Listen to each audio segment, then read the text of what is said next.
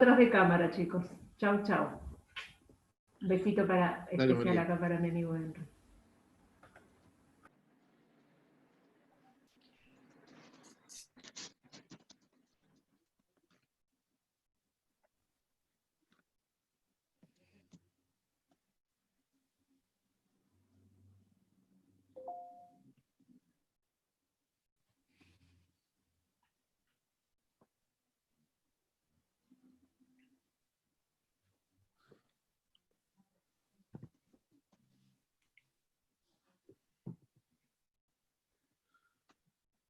Bueno, buenos días a todos los que se han conectado. Veo que hay algunos que todavía están entrando, pero para tratar de terminar en horario vamos a tratar de ir arrancando. Muchas gracias de vuelta por participar de este panel.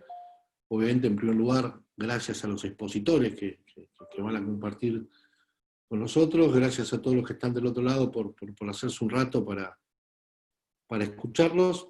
El título de este panel, el nombre de este panel es Economía del sector público, finanzas públicas y financiamiento para el desarrollo. Esperamos tener cuatro expositores en el día de hoy. Quien va a empezar es Enrique Entice. El tema de su exposición va a ser análisis de coyuntura y expectativas económicas.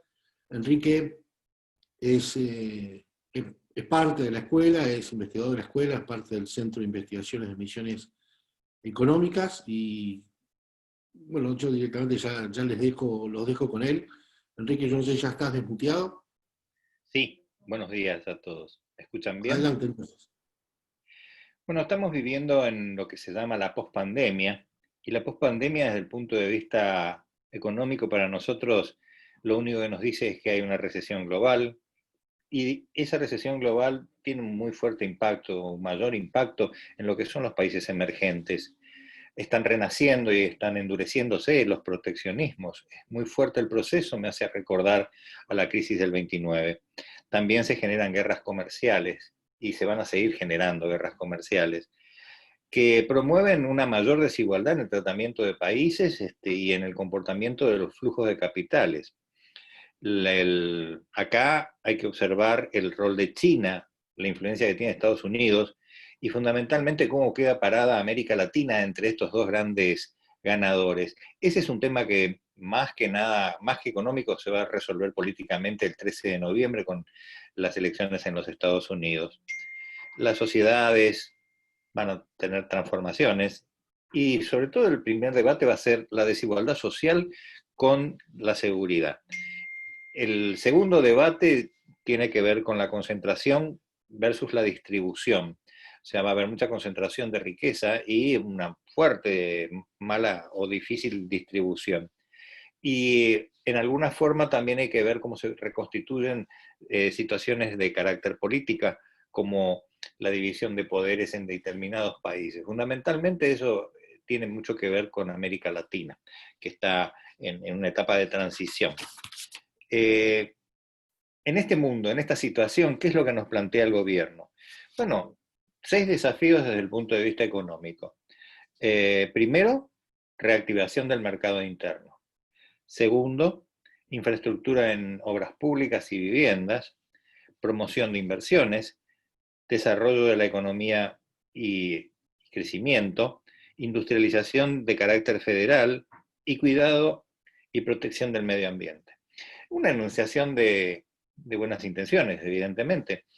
Por ejemplo, la infraestructura tanto en obra pública como en vivienda me hace acordar al plan Previs-Lujau del año 42. No hay nada nuevo, fracasó. La promoción de inversiones. Bueno, ¿quién va a invertir en un lugar donde hay dos incertidumbres básicas en toda la premisa macroeconómica? Primero, ¿cuánto es la inflación que se está esperando y cómo vas a lograr dominarla? Porque 3% mensual no es una tasa linda, y el tipo de cambio, porque para algunos está adelantado, para otros está atrasado, etc. Yo siempre digo que después de la deuda, lo que nos queda pendiente, independientemente de que es buena noticia que se haya hecho un acuerdo con los bonistas, nos queda pendiente cómo bajar el déficit. Y el déficit es cuidar el gasto, no es otra cosa, porque ya en materia de impuestos estamos muy altos. Y la segunda, que la deuda nos abre la posibilidad de tener una reactivación, pero hay que generar incentivos y esos incentivos que se tienen que generar tienen que pasar indudablemente por lo que es productividad. Y el cuadro de situación es que el Producto Interno Bruto cayó un 25%, la caída de la industria en julio fue del 9,4% interanual, y 11% va a ser la teórica baja que vamos a tener en este 2020. Y yo no estoy muy de acuerdo con que sea ese el valor. Creo que todos estos elementos van a darse dentro de un marco de aceleración de la tensión social, porque se van a estimular los efectos disruptivos que hay macroeconómicos, la espiralización de la recaudación, la inflación, en esencia, con bajas reservas en el frente y demasiados billetes en circulación en un horizonte de mediano plazo, las noticias no son promisorias. Después del arreglo con los bonistas, que fue bueno, falta el acuerdo con el Fondo Monetario y hay que tratar de llegar a ese acuerdo con el Fondo Monetario con un plan propio, que es lo único que no se está viendo. Las exportaciones sin duda van a ser el motor del crecimiento pero se necesita acelerarlas. Las exportaciones en la balanza comercial muestran una caída de casi 22,6% interanual, según fuentes del INDEC, ¿no? Y salimos que esto no se puede lograr ahora, se va a lograr en el largo plazo. El elemento primario que yo siempre gusto tomar es el presupuesto nacional, porque es donde mueren las palabras. Las intenciones, esas 6 intenciones van a morir cuando vos estés tratando el presupuesto. El déficit primario que se estima para el 2021 es del 4,5%. Y nos parece que con ese 4,5% yo quiero saber cómo se hace para contener la economía y cómo se hace para impulsarla, en pocas palabras. Para el 2020, las estimaciones oficiales hablan de que vamos a tener un cierre de 7% de déficit fiscal. Es mucho lo que hay que bajar. Y solamente los efectos de la pandemia han consumido 5% de ese déficit fiscal, en términos de producto. El recorte de 2,5 que queda no deja de ser un ajuste posible. Si se diese un 2% de recaudación fiscal producto de una reactivación en 2021, el mercado está estimando que va a haber crecimiento el año que viene en términos de producto, y los más optimistas están hablando de 5, los moderados están hablando de entre 3 y 4, y los pesimistas hablan de 2. La idea que se plantea cuando se formula este presupuesto, en mi opinión, es que se espera un escenario equilibrado, fundamentado en una mayor recaudación tributaria, mayor colocación de deuda netas en pesos y asistencia del Banco Central, o sea, elementos que ya estamos haciendo. Y esto es tratar de buscar una transición fiscal ordenada y también sustentable. El recupero del nivel de actividad que traccione el aumento de la recaudación y sin obtener una convergencia fiscal me parece bastante difícil. La simplificación impositiva que se habla para las pymes, de 162 impuestos a pasar a 5, busca incorporar sectores de la economía que hoy están en situación informal y también de aumentar la base tributaria. Es una cuestión de razonabilidad. Eso me parece que está correctamente bien planteado. Quienes más tienen, más deben pagar, es el axioma. Y podría ser que esto se haga o se logre a través de bienes personales o el impuesto a las ganancias.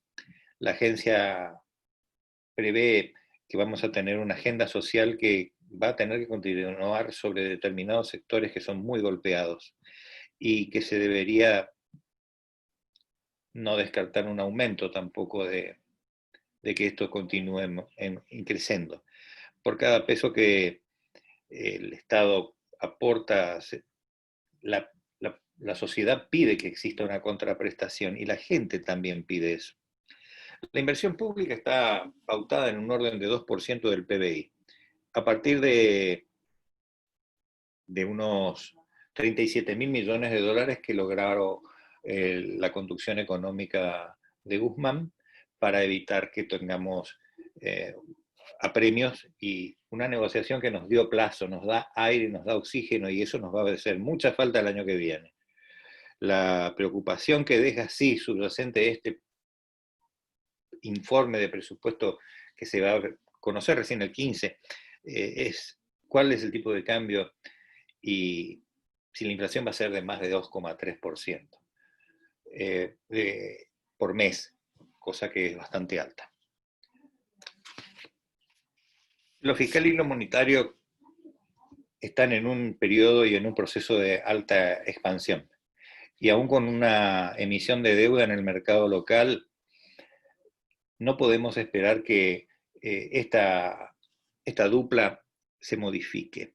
A partir de octubre del 19, también se ha observado el crecimiento acelerado de la base monetaria.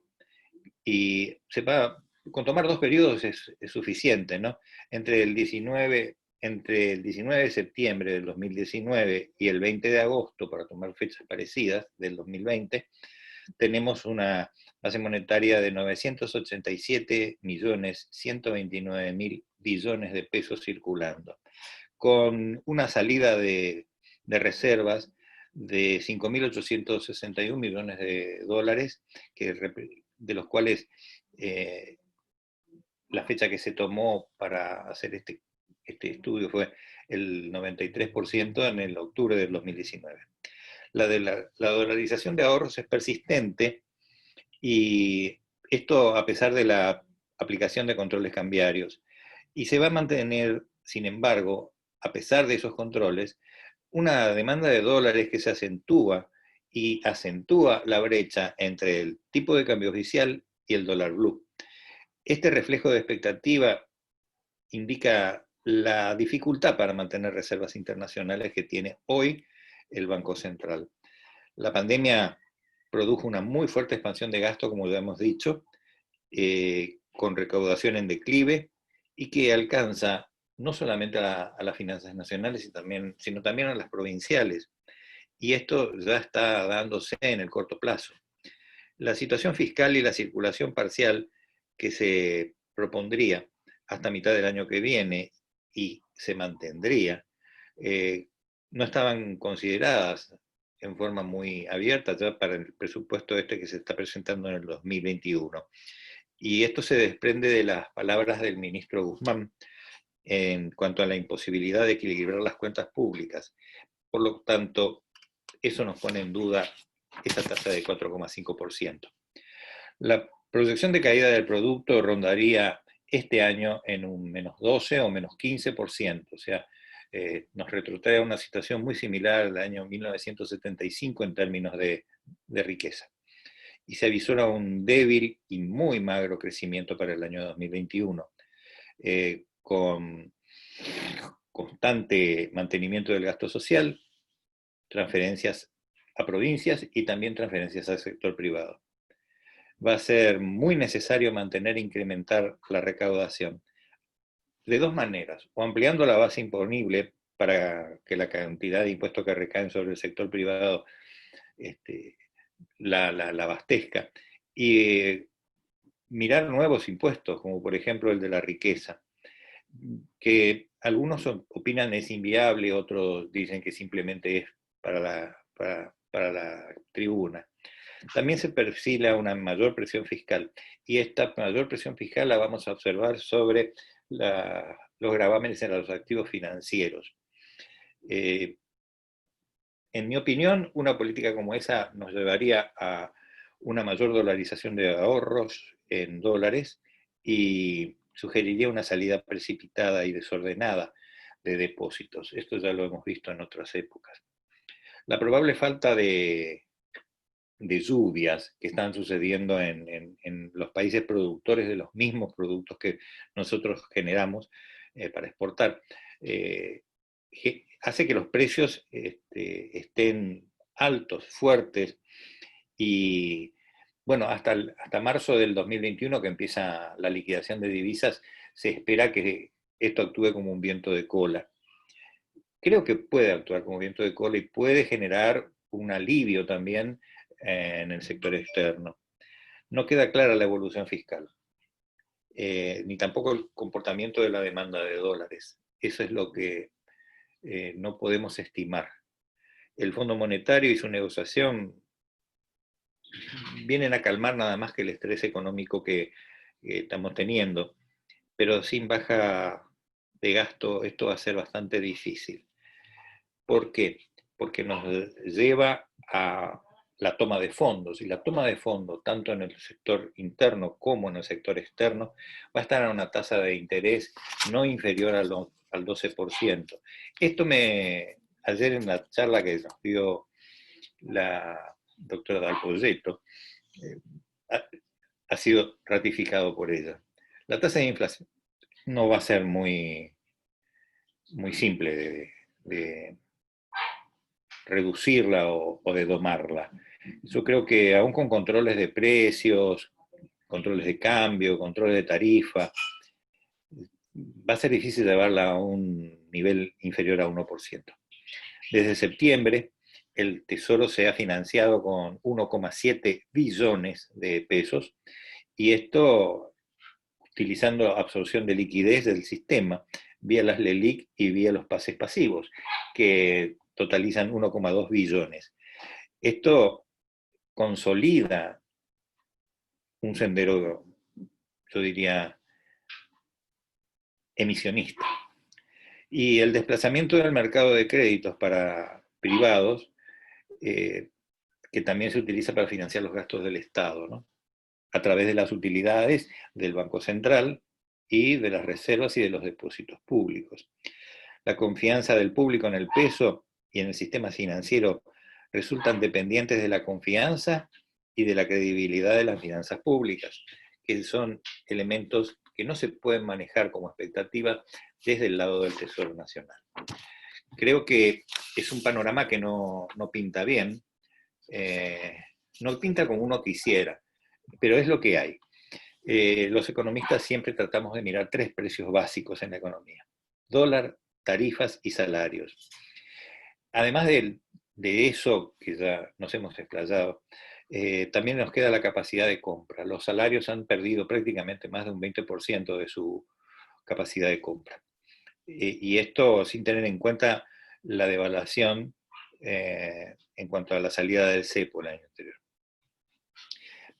Para nosotros, el golpe violento va a venir cuando haya que recomponer tarifas, y fundamentalmente el atraso tarifario acotado que tenemos no nos permite entender cómo lo va a hacer.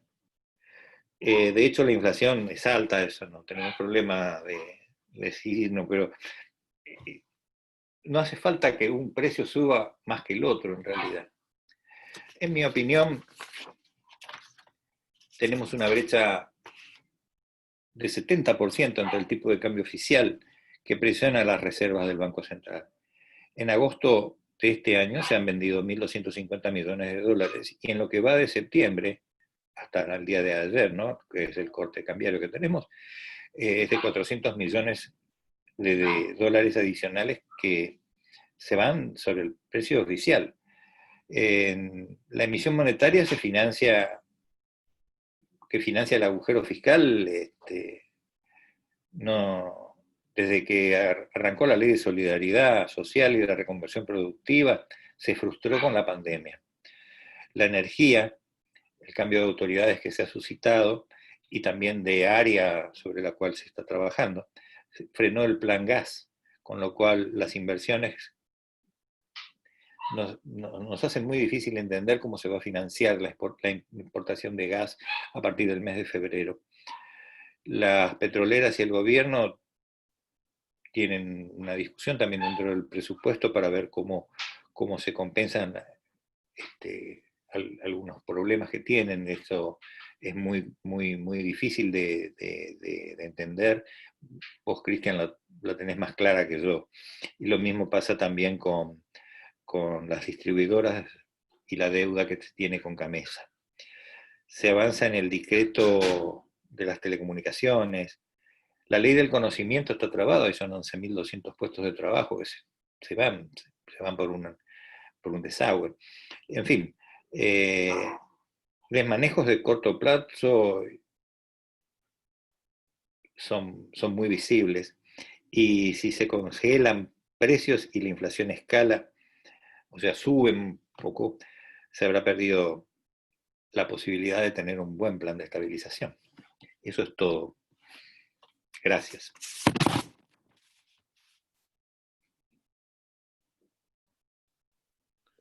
Muchas gracias, Enrique.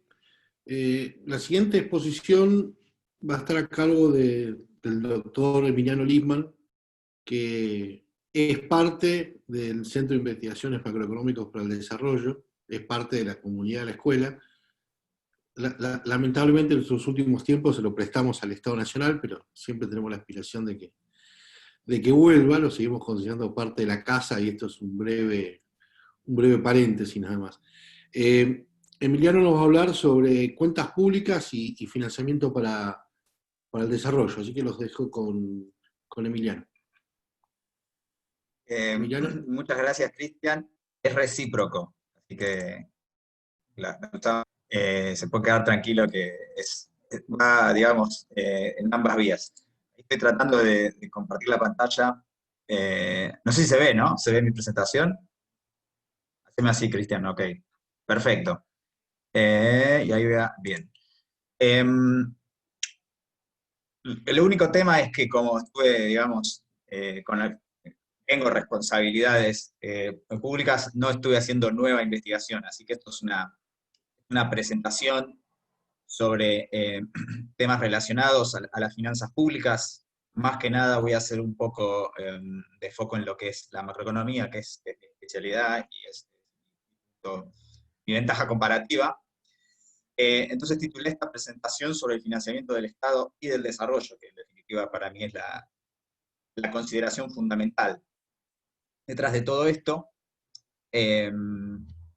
básicamente voy a tratar de presentar 3 puntos, de hacerme, o de ofrecer 3 puntos de vista, un poco partiendo de la premisa de que necesitamos hacer un ordenamiento de las cuentas públicas.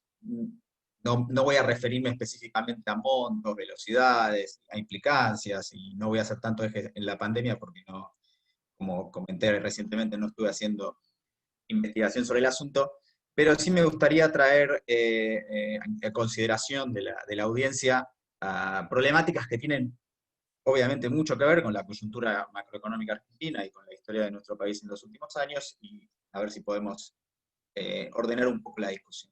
Entonces acá yo sugiero tres ideas, o 3 puntos de vista, o 3 razones por las cuales deberíamos tener cuentas fiscales consistentes con el resto de la macroeconomía.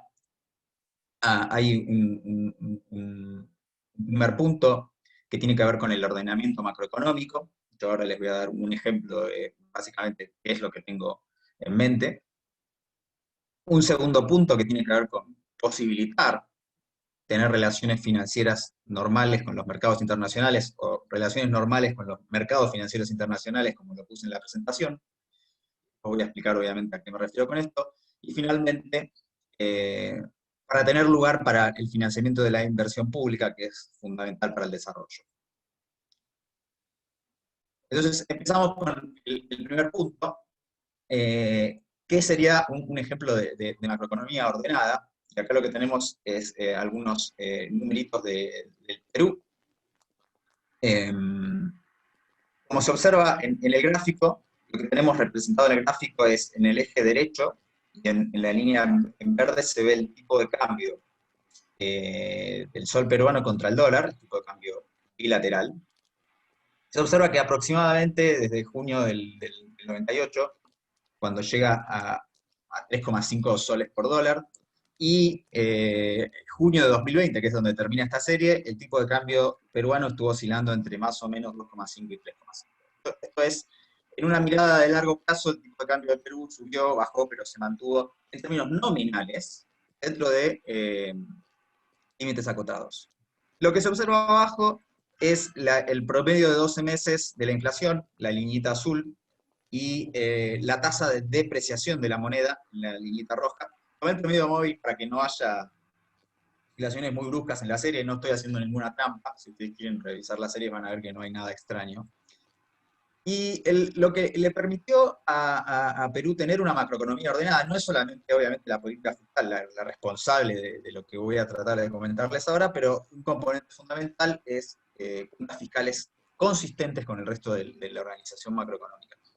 Y lo que permite una macroeconomía ordenada es que en el Perú, si uno observa la dinámica de la inflación, la dinámica de la inflación es relativamente baja y estable, y uno observa movimientos del tipo de cambio, uno observa saltos devaluatorios. Como estos son observaciones mensuales, los saltos no son demasiado bruscos, no hay oscilaciones muy brutas del tipo de cambio, porque además la economía del Perú es una economía muy dolarizada, en la cual el Banco Central interviene muy activamente para evitar precisamente este tipo de movimientos bruscos. Pero si uno tiene una macroeconomía con inflación bajo control, en el caso de Perú es además una inflación bastante baja, y uno tiene un tipo de cambio que en algunos momentos baja y en otros momentos sube, entonces es posible tener modificaciones en la paridad cambiaria que no son modificaciones que tienden a alimentar la inflación. Y esto no es un fenómeno exclusivo del Perú, lo podemos observar en Chile, en México, en muchos países de América Latina. Digamos, lo que nosotros experimentamos muy amargamente, como este ciclo de devaluación, inflación, etcétera, etcétera, etcétera, nos impide tener devaluaciones con bajo traslado a precio cuando uno toma un periodo de tiempo más largo. Entonces, una primera cuestión es que uno quiere tener una política fiscal que sea consistente con el ordenamiento macroeconómico, precisamente para tener tasas de inflación razonables, no necesariamente tenemos que tener las tasas de inflación que tiene Perú, y de esta forma posibilitar cambios en el tipo de cambio que no retroalimenten la inflación. Después, si quieren, si hay preguntas, podemos charlar un poco más sobre cómo uno debería diseñar una política fiscal, pero al principio la política fiscal no puede ser, el programa fiscal no puede ser inconsistente con la política de tasa de interés, con la política de emisión de deuda, y con la política cambiaria. Si uno tiene una política fiscal demasiado desordenada, es muy complicado tener estabilidad macroeconómica. Y eso es algo que tiene algunas ventajas, como lo ilustra el caso de Perú. Por supuesto, eso no significa que estén resueltos los problemas del desarrollo. No puede tener estabilidad macroeconómica sin tener desarrollo. Pero sobre esto me voy a referir quizás en las siguientes preguntas. Bueno, la segunda cuestión. Posibilitar tener relaciones normales con los mercados financieros internacionales. Hay un punto que es central y que está bien abordado por lo que es la literatura del desarrollo, es que las economías menos desarrolladas, las economías que van corriendo más atrás en la carrera del desarrollo, necesitan importar una gran cantidad de bienes de capital e insumos intermedios que no se producen domésticamente. Y son, digamos, es importante aclarar, no hay ningún conjunto de precios relativos que le permitiría a la economía argentina reemplazar los bienes de capital y los insumos intermedios que necesitamos para el funcionamiento de nuestra economía. Básicamente lo que necesitamos hacer es, si queremos en algún momento aspirar a tener producción doméstica de ese tipo de insumos, necesitamos aprender a producirlos. Y todo este proceso es un proceso muy costoso en términos de divisas y de financiamiento externo. Y entonces, para tener una macroeconomía que funcione razonablemente bien y que además se desarrolle, necesitamos tener desequilibrios financiables por cuenta corriente. O de lo contrario, como voy a tratar de argumentar con algunas de las imágenes siguientes, tendríamos que renunciar a las aspiraciones de tener una economía que crece y se desarrolla y tener un funcionamiento más razonable. Y déjenme ilustrar esto con un par de numeritos y ejemplos. Este es un ejemplo clásico, esto es lo que se observa aquí, son datos tomados del NBR, por si alguno me pregunta las fuentes. Es el saldo de cuenta corriente de los Estados Unidos, y se observa básicamente la segunda mitad del siglo XX, que es el periodo, digamos, clásico del desarrollo de los Estados Unidos, cuando era una economía joven, pujante, que era una aspiradora de capitales del resto del mundo, porque había una gran cantidad de actividades sumamente rentables que le estaban posibilitando a la economía de los Estados Unidos crecer y desarrollarse. Entonces, salvo una coyuntura muy excepcional, un par de años, durante buena parte de lo que es todo este periodo del desarrollo clásico de los Estados Unidos tiene déficit de cuenta corrientes muy, muy importante. Les debo el ratio como fracción del PBI, pero son cifras muy, muy significativas para el tamaño que tenía la economía de Estados Unidos en aquel entonces. ¿Cuál es si quieren, el contrapunto o el contraejemplo de esto? Cuando uno piensa en crecimiento y desarrollo en los últimos años, piensa en China. Uno piensa en China y a veces asocia el éxito de la experiencia china con un monumental superávit de cuenta corriente. Acá sí está expresado como fracción del PBI. Entonces el resultado de la cuenta corriente china como fracción del PBI, que a comienzos del siglo XX llegó a aproximadamente un 3%. Y un poco lo que estoy tratando de comunicar con estas imágenes es que esto es un caso excepcional, no es la norma para una economía que crece y se desarrolla, sobre todo a las tasas aceleradas a las que lo venía haciendo China y lo hizo la economía de los Estados Unidos en su proceso de desarrollo, en su etapa más importante. No suelen coexistir con saldos superavitarios de las cuentas externas, básicamente porque la demanda que hay sobre la importación de bienes de capital, insumos intermedios y cosas por el estilo es muy importante. Bueno, este es el dato de nuestro país. Estos son los datos que están tomados de la serie estadística de Ferreres. Por supuesto, hay que tomarlos con pinzas, porque cuando uno más atrás se va con los números más difíciles de creerles, no por culpa de Ferreres, hay que decirlo, sino por la debilidad de las capacidades que había de juntar estadísticas hace 120 años, 150 años. Lo cierto es que si uno observa los periodos de crecimiento de la economía argentina, a comienzos del siglo XX y hasta la Primera Guerra Mundial aproximadamente, entre finales del siglo XIX, esto es, entre 1800 y la gran crisis de la Baring, 1891, generalmente, bueno, y durante la convertibilidad y durante buena parte de los episodios de los ciclos clásicos del stop and go que tuvimos a mediados del siglo XX, la economía argentina tiene déficit de cuenta corriente cuando crece. Eso es básicamente la norma. Los periodos de superávit de cuenta corriente están generalmente asociados a crisis, a que la economía se frena, porque típicamente hay un colapso del sistema cambiario y una gran devaluación de la moneda. Entonces, el superávit de la cuenta corriente suele ser más bien la excepción que la norma. Y si uno quiere tener una economía que funciona razonablemente, tiene que tener una política fiscal ordenada, consistente con el resto del funcionamiento de la macro. Uno no puede tener reiteradamente, salvo circunstancias muy excepcionales, déficit fiscales muy grandes, porque es muy complicado financiarlo domésticamente, dado el limitadísimo tamaño que tiene el mercado de pesos, y tampoco lo podemos financiar de forma persistente en el mercado internacional de capitales.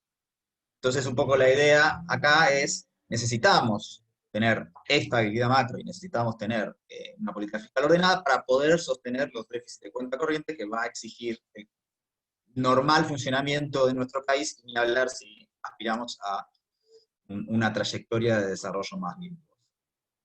Bueno, y el último punto al cual me quiero hacer referencia es al papel que tiene la inversión pública, que es fundamental para el desarrollo.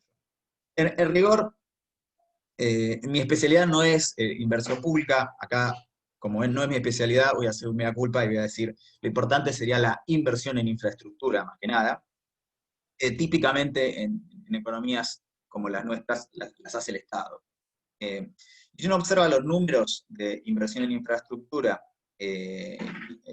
separado por público y privado, uno lo que observa es la economía argentina, a ver, en una comparación contra los principales países de América Latina, generalmente estamos en el medio, no estamos tan mal. Ahora igual les voy a mostrar algunos números de Singapur y vamos a ver que estamos bastante lejos de lo que es el ideal, pero lo que sí uno observa es que en los últimos años, si tomamos una perspectiva de más largo plazo, en la década del 2000 hubo una ligera recuperación, pero no se aproxima ni por asomo a los niveles que teníamos a comienzos de los 80, ni hablar en los 70 y en los 60.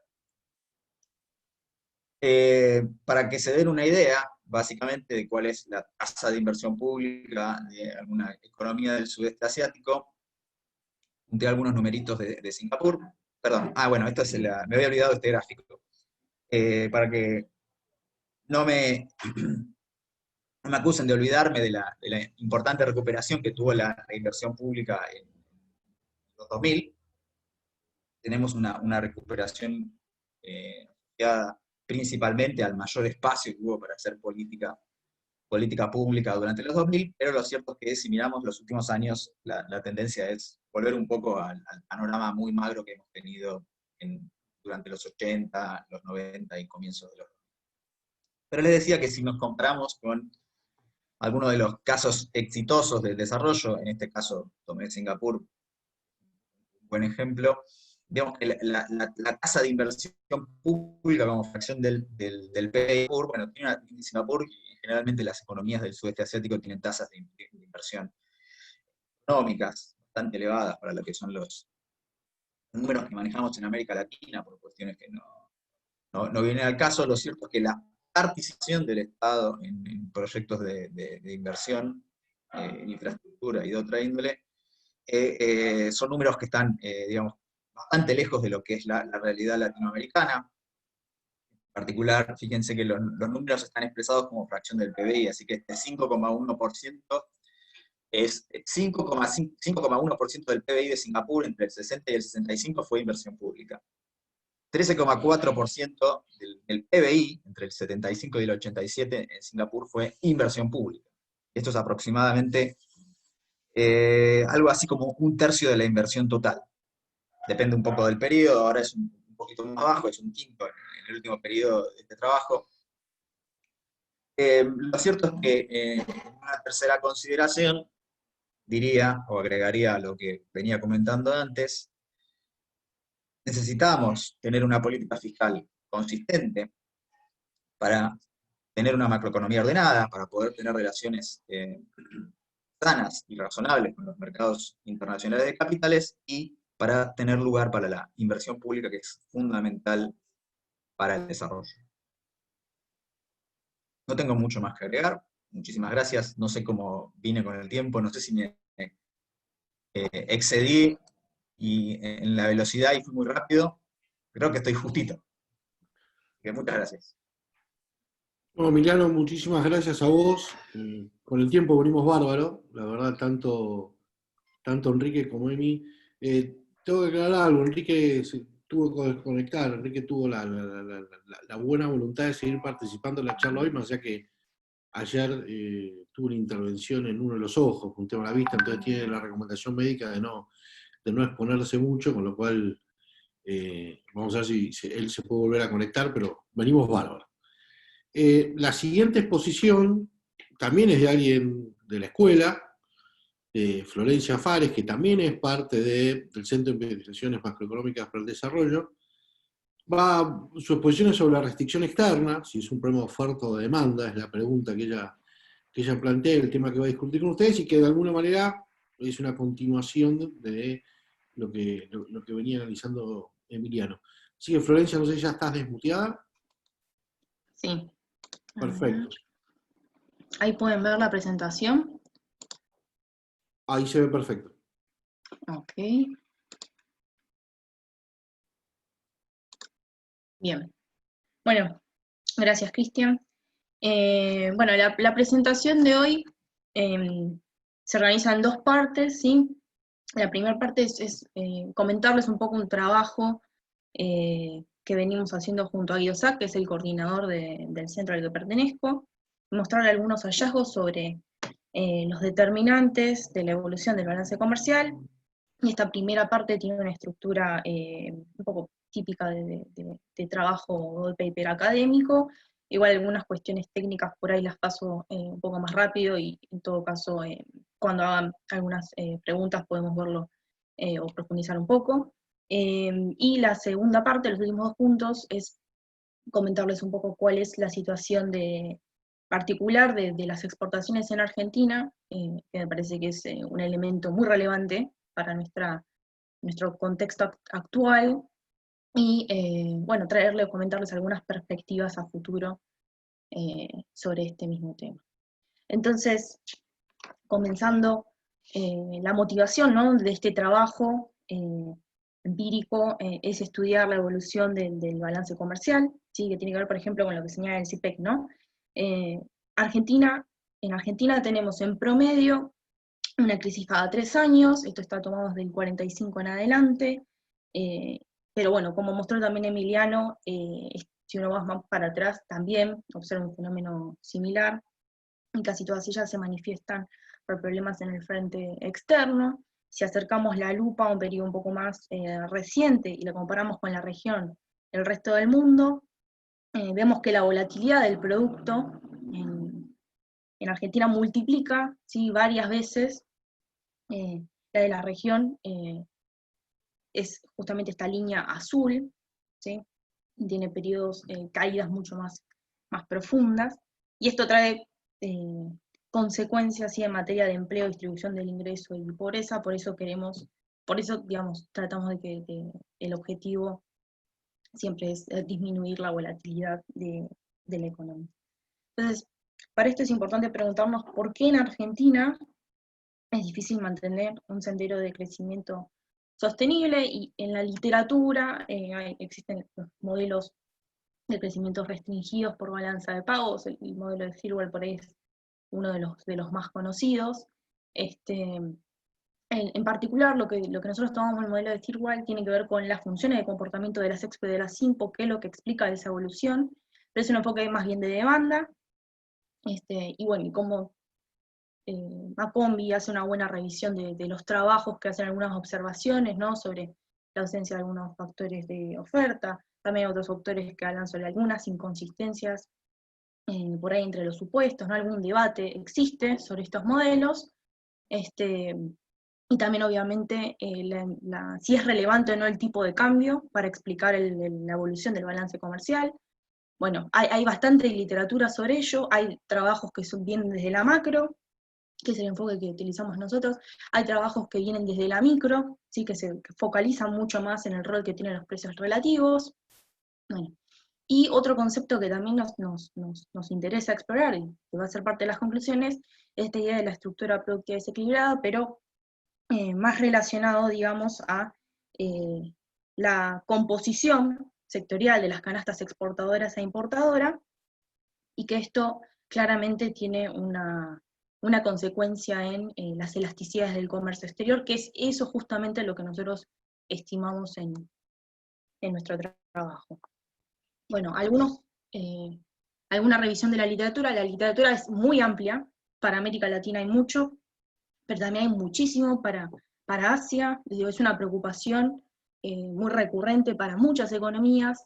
Yo acá simplemente listé lo que es para Argentina. Nosotros escribimos hace un par de años un capítulo de libro que hacíamos una revisión más extensa para la región, así que si alguno está interesado les paso la referencia y lo pueden leer.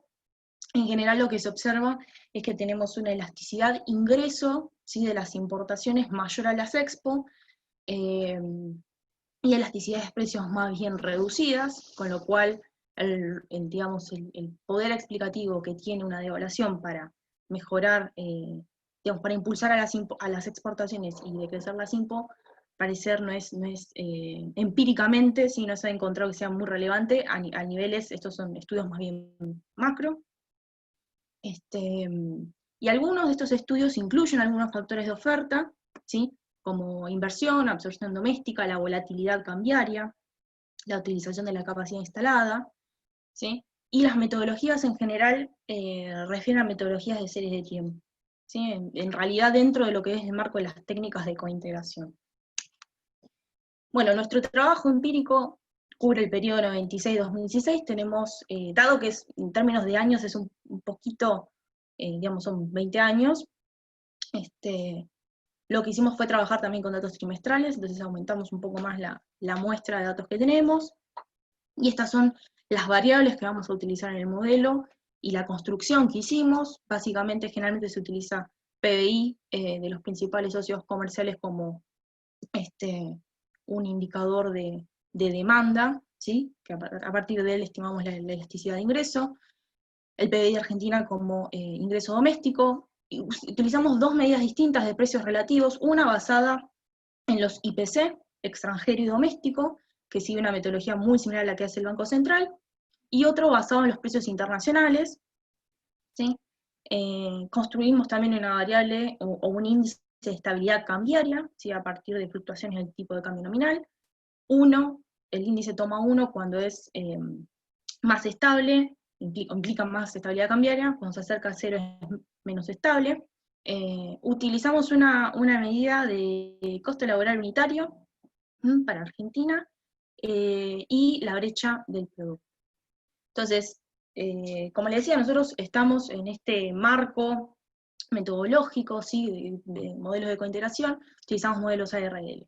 Estas son las funciones, ¿sí? No me voy a explayar mucho sobre esto porque por ahí es muy técnico, pero básicamente lo que está entre paréntesis son las relaciones de largo plazo, y lo que está fuera del paréntesis son los estimadores de corto plazo. Entonces, una misma ecuación podemos estimar tanto largo como corto.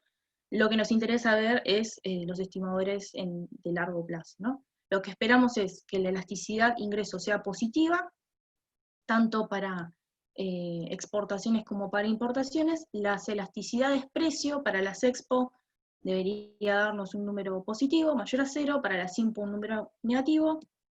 El costo laboral unitario lo incluimos únicamente en la función de exportaciones, nos debería dar con signo negativo, y la estabilidad cambiaria, a mayor estabilidad, mayor previsibilidad para exportar e importar.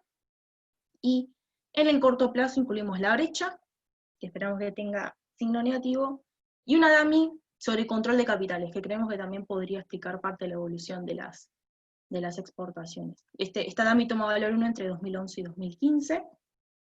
Para las importaciones es similar, como les decía, la interpretación, y además en el corto plazo lo que incluimos es una DAMI para las declaraciones juradas anticipadas de importaciones, ¿sí? Tiene valor 1 entre 2012 y 2015. Entonces, esta es la evolución, ¿sí? De las exportaciones e importaciones a nivel agregado.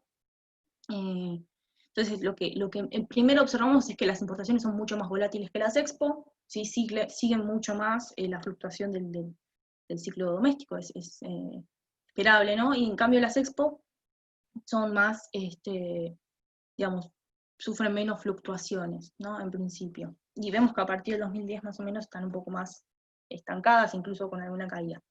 Bueno, los indicadores de precios relativos, no sé si se llega a ver muy bien, pero los que están en el medio son los basados en los IPC, y los que están por fuera, que hay una brecha un poco más grande, son los basados en los precios internacionales. Y en el segundo panel, la serie que es verde, sí, es el costo laboral real unitario. A partir de 2010 más o menos se estanca, ¿no? Y se mantiene su nivel. Entonces, bien, estos son los resultados para las expo. Lo que vemos de las columnas 1 a 5 serían las funciones que tiene el precio relativo, que se basa en el IPC, y de 6 a 10 son las que se basan en los precios internacionales. En general, el patrón, más allá de lo que ve, de qué indicador de precios utilicemos, es que si uno toma solamente la columna 1 y la 6 y las compara, ese sería como el modelo de Thirlwall, ¿no? de exportaciones, explicado únicamente por la demanda externa y los precios relativos. Básicamente la demanda externa tiene una elasticidad muy baja, y los precios relativos también, ¿no? 0.2, 0.23. Cuando vamos agregando factores de oferta, ¿sí? Como el costo laboral unitario, la estabilidad cambiaria, e incluso cuando incluimos estos factores que llamamos de corto plazo, vemos que la elasticidad ingreso, ¿sí? Aumenta, cercano a la unidad, y también aumenta bastante la elasticidad precio, aunque sigue siendo, digamos, nunca supera la unidad, ¿no? O sea, es igual una elasticidad pequeña, pero mayor que si no incluyéramos estos factores. Por el lado de las importaciones, vemos un contraste claro, una elasticidad de ingreso mucho más alta, ¿sí? Siempre mayor a 2, y elasticidades de precios más bien reducidas, y vemos que también son más sensibles en realidad a los precios internacionales de lo que serían al precio relativo basado en el IPC. Y además lo que hicimos acá, vimos que el modelo ajustaba mejor cuando incluimos una DAMI que la llamamos crisis, que implica que las importaciones ajustan mucho más, ¿sí? Cuando hay crisis profundas en la economía, o sea, el ratio IMPO-PBI cae, ¿sí? En este caso 2002 Q1, 2009 Q1. Este gráfico lo que hace es mostrar, ¿sí? La estimación puntual de estos parámetros, de estas elasticidades, ingreso, pero la línea, ¿sí? Bueno, sí, las terminaciones son los intervalos de confianza, ¿no? Al 95%. Entonces, si nosotros incluimos los intervalos de confianza, vemos, ¿sí? Que la diferencia entre las elasticidades e ingresos se acerca, y se acerca bastante, ¿sí? Esto es a nivel agregado. Si uno se queda únicamente con funciones de exportaciones e importaciones, considerando únicamente ingreso, la variable del ingreso y la variable de precios relativos, la brecha es muy grande, ¿no? 0.3 contra 2.1, por ejemplo. Pero si vamos agregando estos factores de oferta y de corto, esta diferencia disminuye. A nivel desagregado, repetimos este mismo ejercicio, no les voy a comentar todos los resultados, pero les muestro este gráfico, ¿sí? Básicamente, el único sector de los que nosotros trabajamos que tiene en cuenta, digamos, divididas las manufacturas a los productos, digamos, en términos de la intensidad tecnológica, seguimos la clasificación de LAL, únicamente los productos primarios son los que muestran una brecha, ¿sí? Entre las elasticidades de ingreso. El resto de los sectores, en general, si uno toma en cuenta los intervalos de confianza, ¿sí? Esta diferencia no se corrobora, ¿sí? Entonces, para los precios relativos, habíamos dicho, a nivel agregado son relativamente bajos, sin embargo, cuando desagregamos sectorialmente encontramos manufacturas de media intensidad tecnológica, manufacturas basadas en recursos naturales del agro, que tienen una mayor sensibilidad a las devaluaciones. El costo laboral unitario a nivel agregado no parecía ser tan relevante, ¿sí? Aunque significativo, no al 1%, sin embargo, cuando desagregamos productos primarios y en particular algunas manufacturas de alta tecnología sí son impactadas, digamos, por cambios en el costo laboral unitario, y además tienen el signo esperado, ¿no? Todas las columnas que están en gris son las estimaciones que no fueron significativas, ¿sí? Las de que tienen color son las más significativas.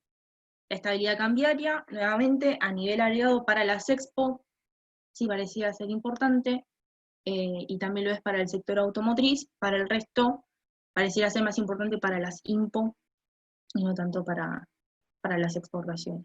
Entonces, las reflexiones es básicamente esto, o sea, existe esta diferencia, ¿sí? Entre las elasticidades de ingreso, que puede poner un techo a la tasa de crecimiento doméstica, ¿sí? En términos de cómo Cirwal elabora su marco analítico, incluso si considerábamos los intervalos de confianza. Sin embargo, a medida que uno va incluyendo factores de oferta o de corto plazo, o sea, hay una especificación mayor, más completa por ahí del comportamiento de las Expo y las IMPO, pareciera ser que esta diferencia va disminuyendo, ¿no? No desaparece, pero va disminuyendo y bastante. Vimos también que las elasticidades precio, o es decir, los reacomodos en los precios relativos, son importantes para algunos sectores, en particular las manufacturas basadas en recursos naturales del agro, el sector automotriz, u otras manufacturas también de media intensidad tecnológica. La estabilidad cambiaria parece ser más importante para las Expo de lo que nosotros en principio pensábamos. Por ahí el costo laboral unitario cumplió un rol más importante, a nivel agregado pareciera que no. La brecha de producto no fue tan significativa en general, ¿sí? Control de capitales sí es significativo para algunos sectores, en particular productos primarios y manufacturas del agro, y las de high también, ¿sí? En resumidas palabras, el resultado agregado que nosotros vemos desde las elasticidades, ¿no? Refleja muy bien lo que es la composición sectorial, ¿no? Y sea, el tipo de productos que nosotros comercializamos, como decía de alguna manera Emiliano, ¿no? Retomando un poco eso, bueno, realmente juegan un rol, ¿sí? En la evolución del balance comercial. Entonces, digo, las Expo deberían ser un componente, digamos, importante para encarar un proceso de mayor crecimiento, ¿no? Y por eso, en este sentido, lo que vamos a hablar un poco de actualidad, los que están algunos datos de actualidad, es hacia dónde van esas Expo, ¿sí? Por el lado de las importaciones, hay muchísima contracción, ¿sí? Las IMPO caen muchísimo. Las Expo también cayeron, pero cayeron mucho más las IMPO. Entonces, lo que hace eso es que Argentina, en estos primeros el primer semestre del 2020, presente un superávit que acumula unos 10.000 millones de dólares, ¿sí? O sea, se incrementó el superávit comercial que traíamos desde el 2019, y vemos que, aunque las Expo hayan caído unos 3.400 millones, ¿sí? Que es una caída más o menos del 11%, la caída de las IMPO es mayor, ¿sí? Y por eso seguimos teniendo este superávit. ¿Y qué zonas económicas o qué socios comerciales son los que más explican la caída de las Expo? Básicamente Mercosur, ahí tenemos la importancia de Brasil, y el NAFTA, ¿no? Yo acá en la figura 10 lo que les puse es la descomposición de las Expo por socios, ¿sí? En 2019.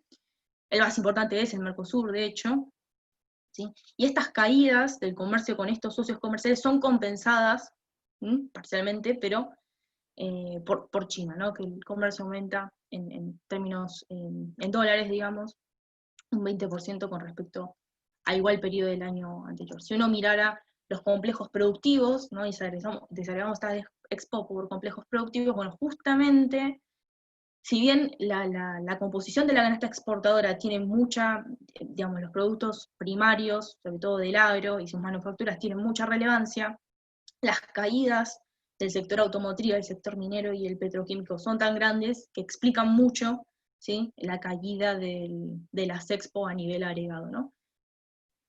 Parcialmente compensado por el sector cerealero, pero claramente acá hay una gran contracción, digamos, del comercio intrarregional, ¿no? Y esto impacta obviamente en las exportaciones que tienen mayor contenido, mayor valor agregado, mayor contenido tecnológico. Estas son proyecciones del FMI, ¿sí? Esto es a junio. ¿Por qué nos interesa ver esto? Bueno, porque queremos ver o entender cuál va a ser la dinámica de nuestros socios comerciales, los más importantes. Vemos que, digamos, lo que es región de Latinoamérica pareciera ser una de las más, las que más va a sufrir, porque igual imaginen que esto es a junio, o sea que faltan estos últimos meses para tener en cuenta. Si uno mira, creo que hace unos días salió el REM, promediaba una caída del 12% para Argentina, Enrique habló de números similares, entonces, para este año, ¿no? Para el 2020. Entonces, pareciera ser que quizás estas proyecciones para nuestra región tengan que corregirse un poco cuando salga la próxima proyección. Y esto, en cuanto a perspectivas, lo que dijo la OMC es, bueno, que el comercio de productos agrícolas ha sido más resiliente, ¿sí? Tiene que ver con la naturaleza de los productos, una demanda inelástica, como lo que nosotros estimamos en nuestro trabajo, menores disrupciones del transporte marítimo, y a particular, la región se benefició con algunas sequías de Australia, ¿sí? Entonces pudimos colocar mayor parte de nuestra producción en China, y lo que les comentaba, ¿no? La contracción de la región hace que, digamos, como este shock empieza como un shock de oferta, ¿no? Con paralización de industrias, luego tenés una caída en los mercados, latinoamericanos, y esto hace que el comercio de manufacturas caiga muchísimo, ¿sí? Además de también otro tipo de comercio como los de servicio, ¿no? El turismo, la actividad aérea en general.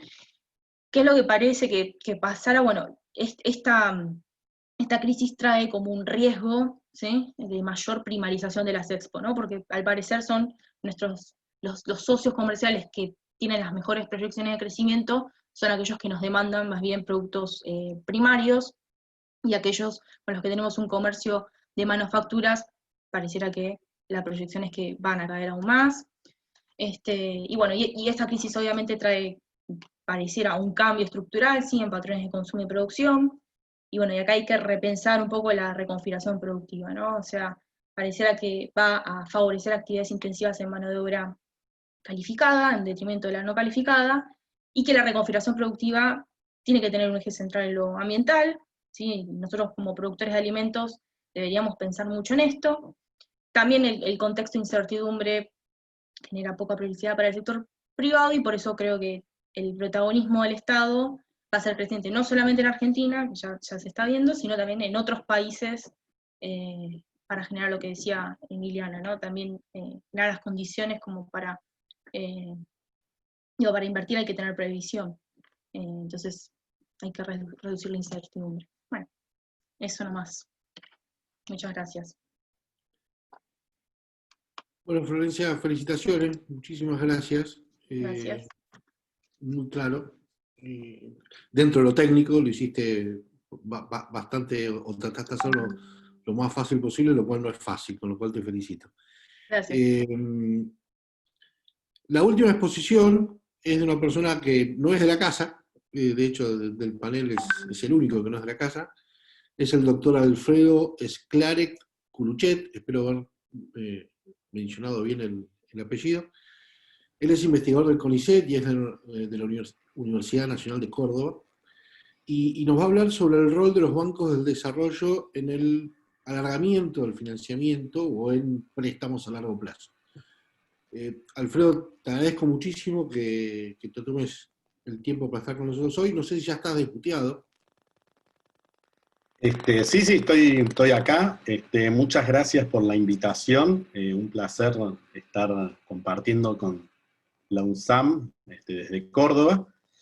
Y bueno, como vamos a ver si, perdón. Mientras vos vas poniendo la presentación, le pido por favor a todos los que están escuchando, si como Alfredo es el último, si tienen preguntas para hacer, si por favor las van haciendo por el chat, así cuando termine Alfredo, ya yo o las resumo o las voy leyendo para los miembros del panel. Dale, Alfredo. Bien. Bueno, a ver, yo creo que ahí se ve bien. ¿Me confirman o no se ve toda la pantalla completa? Yo lo veo perfecto. Perfecto. Bueno, ahí yo creo que está mejor. Bueno, déjenme contarles que este trabajo sobre bancos de desarrollo es un trabajo que vengo haciendo ya hace un par de años con distintos investigadores. Y bueno, Perdón, ahora les voy a... yo veo negra la pantalla, perdón, ¿eh? Ah.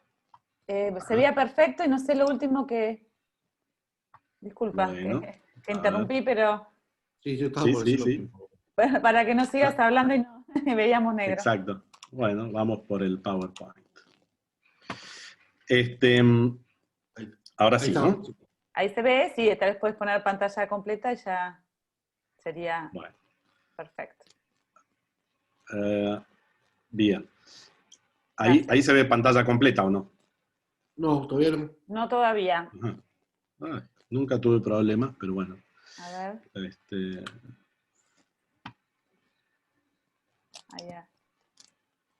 ¿Ahí sí? No. Bueno, no tenemos mucho tiempo, así que me da no sé perfecto. Qué. No, perfecto, presentarla así, no hay problema. Igual estamos viendo las filminas, como dice nuestro presidente. Claro, sí.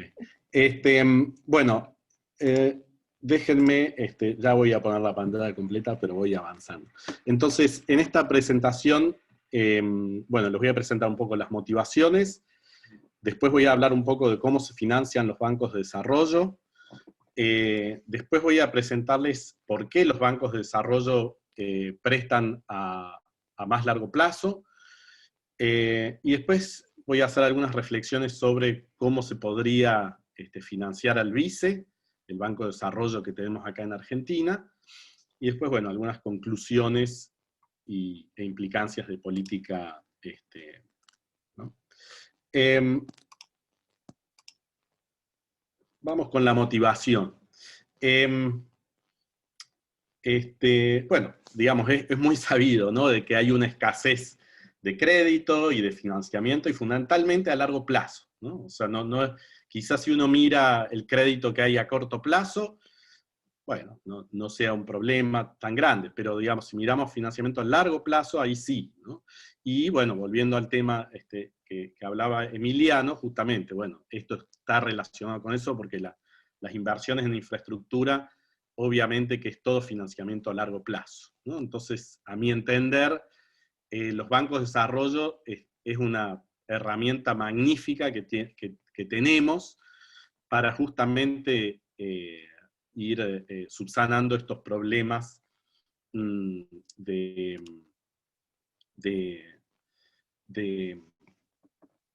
falta de escasez de inversiones, ¿no?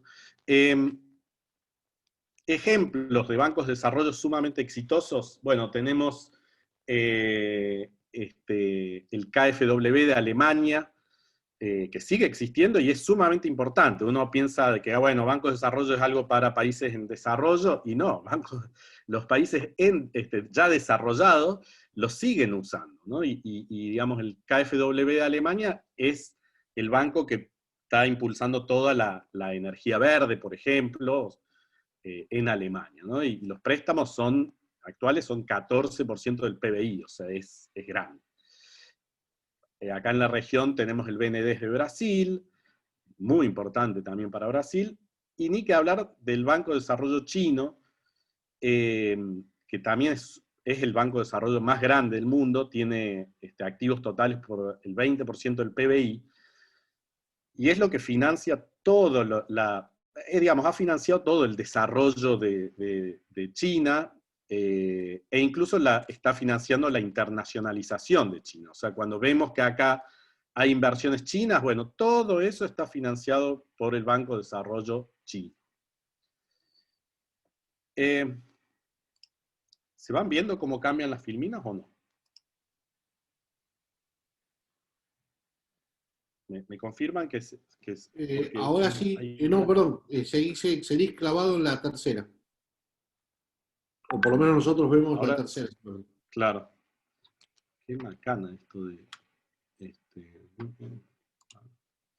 medio, perdonen, Yo tengo tu presentación, ¿querés que yo la vaya pasando y vos me vas diciendo?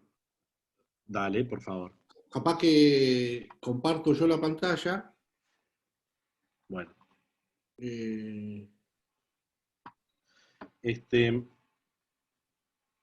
Bueno, vamos a... Sí.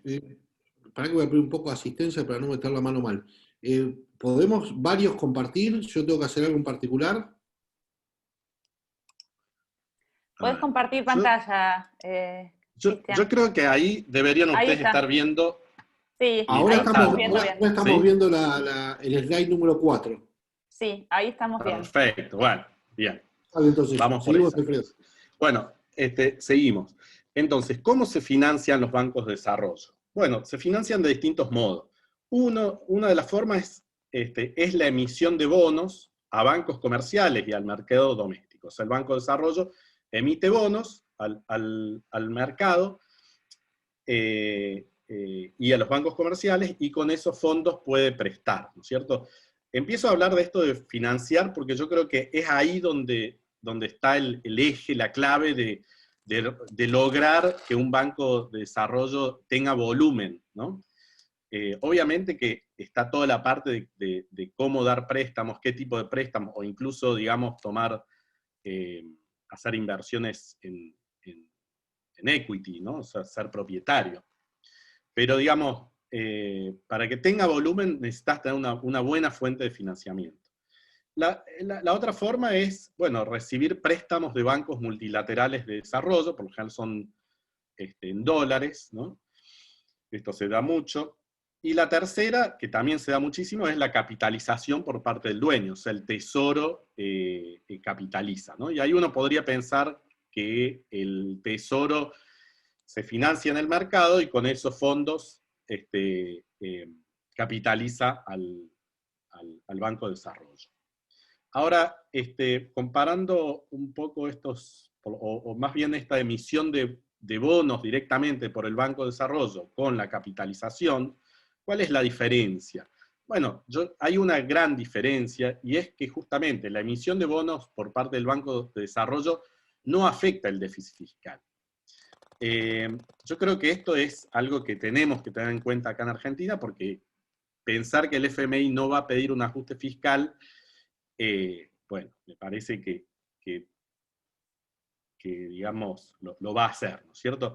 Y entonces justamente eso nos va a coartar las posibilidades. Yo digo, me parece que en este momento lo que estamos viendo es que más digamos, el financiamiento al desarrollo que se está dando en este momento viene más por el lado de la capitalización por parte del dueño, ¿no? Pero yo creo que eso en un futuro cercano va a tener un límite, y creo que tenemos un tiempo ahora precioso para ir pensando en cómo mejoramos la emisión de bonos por parte del Banco de Desarrollo, ¿no? Y finalmente, déjenme decir algo. ¿Cuál es la gran diferencia entre los bancos de desarrollo y los bancos comerciales? Bueno, los bancos de desarrollo en general o mayormente no se financian con los depósitos bancarios. Y esto se debe a una razón muy simple, y es que el Banco de Desarrollo no está en el mercado de pagos minoristas ni de cuentas sueldo, a diferencia de los bancos comerciales, ¿no es cierto? Entonces, esa fuente de financiamiento no está ahí. No significa que no haya un poco de financiamiento por ese lado, pero digo, no, si uno mira los bancos de desarrollo, las experiencias, por lo general, digamos, no tienen muchos depósitos bancarios.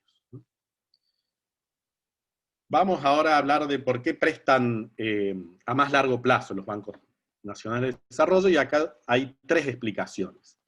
La primera explicación es, podríamos llamarla la función de objetivo, y es que los bancos de desarrollo, como son del Estado, no solamente maximizan los beneficios, dado el riesgo, o por lo menos es de esperar que hagan eso, digamos, pero también internalizan ciertas externalidades, como el desarrollo productivo, ¿no? Entonces, que los bancos comerciales o bancos privados no tienen por qué internalizar, digamos. Entonces, es lógico que los bancos de desarrollo estén dispuestos a tomar mayores riesgos y por ende prestar a más largo plazo que los bancos comerciales. Esto se desprende de un trabajo que hice hace ya un par de años, publicado en el Journal of Banking and Finance. Una segunda razón de por qué financian a más largo plazo es por el plazo promedio o la madurez de sus pasivos, ¿no? Como decíamos antes, los bancos nacionales de desarrollo se financian mayormente por emisión de bonos, que son de largo plazo, o incluso capitalización, que uno también lo puede pensar que es más de largo plazo, en vez de depósitos bancarios que son a corto plazo, porque se pueden retirar en cualquier momento. Entonces, eso posibilita, o sea, el hecho de tener pasivos de más largo plazo, posibilita que el Banco de Desarrollo a su vez dé préstamos, o sea, la parte de su activo, a más largo plazo sin que se genere un descalzo de plazo y sin que haya riesgos de refinanciación, ¿no? Este argumento se desprende también de un trabajo que hicimos con Stephanie Griffith-Jones y Ocampo, en un libro que salió recientemente en Oxford University Press sobre bancos de desarrollo. Creo que este es el libro, digamos, más que al día de hoy, digamos, es el libro más avanzado que hay de bancos de desarrollo.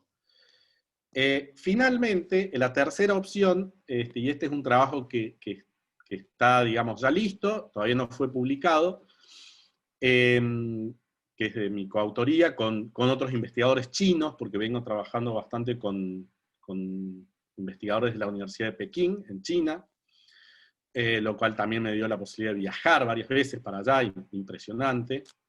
Y este argumento tiene más que ver con el valor de los bonos que emite el Banco de Desarrollo. Déjenme explicar un poco esto. Pensemos ¿cuál es el valor de un bono? Bueno, el valor de un bono emitido por un banco está dado por varios factores, entre otros, por el valor de colateral o de garantía de ese bono. ¿Y cuál es el valor del colateral de ese bono? Bueno, es justamente el activo del banco, o sea, son los préstamos bancarios que dio el banco y otros posibles activos que tenga ese banco, ¿no es cierto? Entonces, si uno piensa que el valor colateral del bono depende negativamente del plazo de los préstamos bancarios, ¿y por qué sería ese el caso? Bueno, porque justamente préstamos a más largo plazo tienen más riesgo que un préstamo a más corto plazo, y por ende el valor del colateral de ese préstamo, al ser de más largo plazo, al tener más riesgo, tiene menos valor, ¿no es cierto? Entonces, hay una relación negativa entre el valor del colateral y el plazo de esos préstamos, ¿no es cierto? A mayor plazo, menos valor del colateral. Por ende, podemos concluir de que a mayor valor de los bonos, eso también permite otorgar préstamos a más largo plazo. Y ahora déjenme explicarles de por qué los bonos de un Banco Nacional de Desarrollo pueden tener más valor que los bonos emitidos por un banco comercial. Porque el valor de ese bono no solo está dado por el colateral, como explicaba antes, sino que hay otros factores, digamos. Bueno, entre esos factores, yo acá les presento 3 factores, digamos. Hay 2 que son ventajas para el Banco Nacional de Desarrollo, y hay uno que posiblemente es una desventaja. Igualmente estas son cuestiones teóricas, o sea que después en la práctica hay que ver, digamos, ¿no? Pero la ventaja sería de que los bancos de desarrollo tienen una mayor probabilidad de recapitalización del Estado, que es el dueño privado, en caso que las cosas vayan mal. Y piensen, digamos, un bono. Si los préstamos que se dieron va todo bien, bueno, con esos recursos el Banco de Desarrollo va a poder pagar ese bono. Ahora, si esas inversiones va mal, no va a tener recursos para pagar el bono. Ahora, eso no significa necesariamente que tenga que entrar en default, porque justamente el dueño puede recapitalizar a ese banco y con esos fondos pagar esos bonos, ¿cierto? Entonces, el tema es que el Estado tiene no solamente una mayor capacidad financiera para recapitalizar, sino probablemente una mayor voluntad para recapitalizar de vuelta, porque se internalizan externalidades, crisis, por ejemplo, ¿no? Entonces la probabilidad de recapitalización es mayor en los bancos de desarrollo y menor en los bancos privados, y eso le da más valor a los bonos. En términos de otro argumento de por qué tiene más valor es la mayor liquidez de mercado. ¿Por qué tienen mayor liquidez de mercado los bonos de un banco de desarrollo que los bonos de un banco comercial? Bueno, porque justamente el Banco de Desarrollo se dedica a emitir bonos y probablemente tenga mucha mayor cantidad de bonos emitidos que un banco comercial. Por ejemplo, acá en Argentina prácticamente los bancos no emiten bonos. Digamos, el banco hipotecario tiene algunos bonos, bueno, obviamente el BICE sí, pero después si uno mira los otros bonos, los otros bancos no emiten muchos bonos. Bueno, eso da ciertas ventajas que no tengo mucho tiempo de hablar, pero digamos, en el paper está bien explicado, ¿no? En términos de desventajas, bueno, está la menor calidad de monitoreo, la calidad institucional, ¿no es cierto? En términos de evaluación de proyectos, screening de deudores y garantías y cobranzas a deudores. Si digamos, un banco de desarrollo, por ser del Estado, tiene menores calidades de monitoreo, de vuelta, todo esto es teórico, o sea, después hay que ver en la práctica, ¿no? Yo no digo que necesariamente tenga que ser así, sino que uno lo que uno ve es que a veces el Estado tiene menos calidad de monitoreo que los privados. Bueno, eso significa que es menos fiable la capacidad que tiene este Banco de Desarrollo de evaluar su colateral, y eso disminuye el valor de los bonos. Concluyendo, si entre estas ventajas y desventajas, digamos, son más importantes las ventajas, esto significa que los bancos de desarrollo tienen bonos con mayor valor y por ende pueden dar préstamos a más largo plazo. Déjenme seguir brevemente, decirles algo sobre el BICE. Para mí, el problema de financiar el BICE, como les decía, me parece que en este momento perfectamente se puede hacer o es más, es necesario hacerlo con recapitalización, pero eso va a tener un límite, digamos, cuando haya que hacer el ajuste fiscal, ¿cierto? Y entonces ahí creo yo que hay que empezar a pensar, digamos, en que el BICE sea más activo en emitir bonos. Yo creo que, bueno, ahí se está avanzando de manera importante en la normalización del mercado doméstico de bonos. El segundo punto, yo creo que esto hay que aprovechar enorme, porque siempre está la pregunta, bueno, pero es que hay que ahorrar primero, o de dónde saldrían los fondos. Bueno, a mi entender, digamos, por lo menos en esta situación de Argentina, hay liquidez. Piensen solo en la liquidez que hay en el stock de pases pasivos en manos de los bancos. Son 700.000 millones de pesos, y pagan, y este es el punto interesante, pagan una tasa del 19%. Entonces ahí hay grandes incentivos para que los bancos quieran, en vez de tener la plata un día al 19% anual, comprar bonos a un poco más largo plazo, y yo creo que eso es lo que está detrás de este éxito que está teniendo el Tesoro para emitir bonos, ¿no es cierto? Y ahí la idea, digamos, es aceptar que el BICE tenga un pequeño descalce de plazos, por eso les puse esta curva, digamos, esto es la tasa de interés de los bonos con SER, ¿no? Que vemos, digamos, a un año es SER más 1%, ahora ya 5 años es SER más 6%, ¿no es cierto?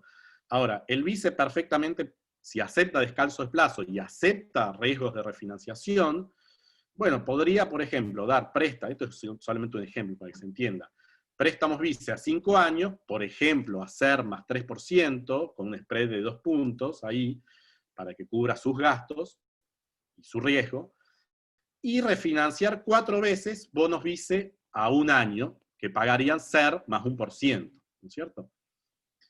Obviamente que, como decía, ahí hay un riesgo de refinanciación, y creo que es importantísimo el rol ahí del Banco Central, del Banco Nación, del ANSES, de estar ahí ayudando a que esas refinanciaciones se den con éxito. Finalmente, conclusiones e implicancias de políticas públicas. Bueno, déjenme decir que los bancos de desarrollo son complementos, no sustitutos de los bancos comerciales. ¿Por qué? Porque justamente los bancos nacionales de desarrollo le venden bonos a los bancos comerciales, ¿no? Los bancos nacionales de desarrollo, como decíamos, permiten financiar a más largo plazo y a proyectos de inversión más riesgosos, o sea, por eso me parece que están son especialmente buenos para proyectos de infraestructura. Necesitamos estados, o sea, que el Estado sea rico y creíble. O sea, si el Estado es pobre, no es creíble, bueno, los bancos de desarrollo no pueden hacer milagros. Necesitamos mejorar la liquidez de mercado para los bonos de los bancos de desarrollo, ahí es donde está todo el trabajo que hay que hacer. Necesitamos bancos de desarrollo bien administrados, como les decía. Y finalmente, cuidado con los bancos nacionales de desarrollo otorgando garantías a proyectos de participación pública-privada. Eso es, digamos, a nivel mundial se está viendo mucho de que ahora hay un nuevo impulso a los bancos de desarrollo, pero se ve que dice, bueno, que los bancos de desarrollo pongan la garantía para estos proyectos PPP. O sea, hay que tener cuidado con eso para evitar privatizar ganancias y socializar pérdidas, ¿no? Bueno, muchas gracias por la invitación y por la charla. Muchísimas gracias, Alfredo. Yo tengo algunas preguntas que me han pasado por el chat. creo que está más bien referida para Emiliano y para Florencia. Me la pasó Mario, yo lo voy a completar un poquito, incluso con algunos otros comentarios que fui recibiendo incluso por privado. Se supone que el acuerdo, Mario Brucesi, cuando dije Mario, dije coloquialmente Mario Brucesi, uno de los asistentes, plantea la pregunta de alguna manera el acuerdo privado despeja nuestra relación con el mundo, pero también el mundo se está complicando, fundamentalmente por la guerra comercial entre Estados Unidos y China, con medidas de tipo proteccionista, y esto lo agrego yo, el mundo va a salir posiblemente de esta pandemia con un exceso de oferta en casi todos los países que van a tratar de buscar demanda en otros para tratar de aumentar su producción interna. ¿Cómo creen que en ese contexto a la Argentina se podría insertar? Yo Emiliano, puedo responder, Florencia, ya los dos que quieran. yo respondo la parte del financiamiento, si crees. Dale. Cuando yo me refiero a tener relaciones financieras normales con el mundo, con los mercados financieros, me refiero a refinanciar el capital de la deuda y pagar los intereses, que es lo que hacen todos los deudores soberanos razonables. En el acuerdo con la deuda, obviamente, el acuerdo por la reestructuración de la deuda habilita la posibilidad de que se refinancie el capital siempre que los acreedores vean posibilidad fáctica de repago. Y obviamente es importante para el Estado la impresión y la sospecha es que el Estado no va a acceder a los mercados financieros por montos muy sustantivos en los próximos años, pero eso sí le va a permitir a las firmas acceder a financiamiento para capital de trabajo y todo ese tipo de cosas. Y eso es parte de lo que yo denominaba como relaciones financieras normales con el mundo. Cuando veamos el saldo de la cuenta corriente, va a estar explicado, esperemos, en el futuro, por un vigoroso proceso de inversión y acumulación de capital, y para eso necesitan financiamiento las firmas. Y sí, en principio, eso no puede estar con el problema de la deuda. No quiere decir que una vez que ya desapareció el problema de la deuda, se arreglaron todos los problemas, pero en principio era una condición necesaria para avanzar en ese punto. Y sobre el futuro del comercio, no tengo ni la más cálida idea, porque no es mi tema, así que yo no puedo opinar. Y hay una pregunta, perdón, ¿me permitís contestar otra pregunta que vi por ahí, ya que estoy? Seguro, claro. ¿Por qué me refería con, alguien que preguntó, creo que se llama Silvina, disculpe el nombre si me confundí. Silvana. ¿A qué me refería con política? Silvana, con política fiscal, me preguntaba si aludía a política fiscal contracíclica. O sea, aparte de poder hacer política fiscal contracíclica, requiere tener una macroeconomía sana y estable. Una economía con muchísima inflación y con muchísima inestabilidad es una economía en donde es muchísimo más difícil hacer política contracíclica. Es medio una historia del huevo y la gallina, porque en la medida en que uno no tiene tener una política fiscal, uno tiene que hacer un arreglo fiscal en el momento de una depresión o una recesión económica, obviamente agrava el problema. Entonces, esto genera más inestabilidad macroeconómica, pero si nosotros logramos enderezar el barco, obviamente vamos a tener la posibilidad de usar política fiscal para, digamos, con muchísima mayor efectividad y muchísima mayor facilidad para enfrentar coyunturas críticas como la actual. De hecho, casi todos los demás países de la región, incluyendo a Perú, donde mostré los números, tienen paquetes de política fiscal bastante más sustanciosos y agresivos que los que tiene la Argentina. La Argentina tiene una respuesta de política acorde al contexto. Digamos, obviamente la pandemia exige muchas respuestas, pero a la vez el contexto requiere prudencia. Entonces tenemos esa tensión. Florencia, ¿algo por el lado de las posibilidades de comercio? Sí, en cuanto al, digamos, hoy por hoy, la OMC nos dice, digamos, dentro de lo que es nuestra canasta exportadora y teniendo mayor relevancia de productos primarios y ligados a la industria alimenticia, pareciera ser que esa demanda se sostiene un poco más, ¿no? El comercio de esos bienes, se trata de que las cadenas de comercialización no se corten, ¿sí? Porque son bienes esenciales por la naturaleza misma de ellos, y digo, no sé cómo dentro de digamos, más allá de la guerra comercial, digo, de la pandemia, no sé, todavía no me queda claro muy bien cómo va a terminar el entramado productivo, ¿no? Digo, qué empresas qué firmas y de qué sectores van a sobrevivir, Y bueno, y en ese sentido me pareciera ser que, digamos, por lo mismo que dicen, ¿no?, las proyecciones que hay de organismos multilaterales, va a haber más, van a sobrevivir más las firmas ligadas a los sectores tradicionales, digamos, del comercio en Argentina, y digo, y si China es uno de los países que más va a crecer, o por lo menos, digamos, este año parece que se desacelera el crecimiento, pero el año que viene repunta, habría que ver más adelante, es un tipo de comercio muy ligado a los recursos naturales, ¿no? Y sí, ya se ha visto, digamos, algunas intenciones de contraer algunos procesos de relocalización que se habían dado no solamente en China, en otros países también de Asia, digamos, ¿no? Que algunas, lo que eran lo que se llaman, bueno, las cadenas globales de valor, digo, no sé, no me queda muy claro cómo termina ese proceso después de esta pandemia, que era algo totalmente impredecible, ¿no? Pero claramente hay una gran contracción, sobre todo de lo que es el mundo industrial. Pasa que esa demanda, si la economía mundial se recupera, esa demanda crece instantáneamente, ¿no? Y entonces ahí, bueno, es más dinámica el comercio de bienes industriales.